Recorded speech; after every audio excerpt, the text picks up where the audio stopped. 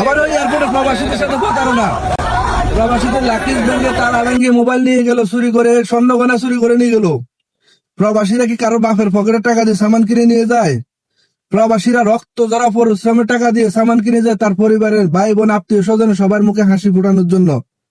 তাদেরকে একটা সামান গিফট করে তোমরা ওই লোভটা থামাইতে পারো না। বারবার এয়ারপোর্টে চুরি। আমরা চাই এয়ারপোর্ট থেকে চোরের কারখানা মুক্ত করেন। প্রয়োজনে বন্দরের মতো এয়ারপোর্টটা আপনারা অন্যদের কাছে দিয়ে দেন, প্রাইভেট কোম্পানির কাছে। তারপর আমরা চোর মুক্ত থাকবো।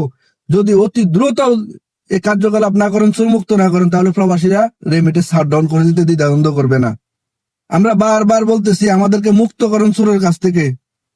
আমরা চোর মুক্ত চাই। আমরা পরিশ্রমের টাকা দিয়ে নিজের ঘাম জড়ানো রক্ত জড়ানো পয়সা দিয়ে সামান কিনে নিয়ে যাই, কারণ বাপের পকেটের টাকা দিয়ে আমরা সামান কিনি না। অর্থাৎ 1.5 কোটি প্রবাসীর কথা একটাই, প্রবাসীদেরকে এয়ারপোর্ট থেকে চোর মুক্ত করেন, না হলে এয়ারপোর্টকে বিভিন্ন প্রাইভেট কোম্পানির কাছে দিয়ে দেন। বাংলাদেশে চোরের কারখানা আপনারা যদি মুক্ত না করতে পারেন, না হলে 1.5 কোটি প্রবাসীর একই কথা, এয়ারপোর্ট বাংলাদেশ যদি চোর মুক্ত না হয় রেমিটেন্স শাটডাউন হবে। অতি দ্রুত আমি সরকারের কাছে বিনোদন ভাবে অনুরোধ জানাচ্ছি, এই চোরের কারখানা থেকে প্রবাসীদের মুক্ত করেন। প্রবাসীরা অনেক পরিশ্রমের টাকা তার মা বোন ভাই বোন আত্মীয় স্বজন সবার মুখে হাসি ফোটানোর জন্য ছোট্ট একটা গিফট নিয়ে যায়, তার পরিশ্রমের পয়সা দিয়ে, কারোর বাপের পকেটের টাকা দিয়ে নিয়ে যায় না। অর্থাৎ প্রবাসীদেরকে মুক্ত না করলে প্রবাসীরা রেমিটেন্স শাটডাউন করতে আর দেরি করবে না।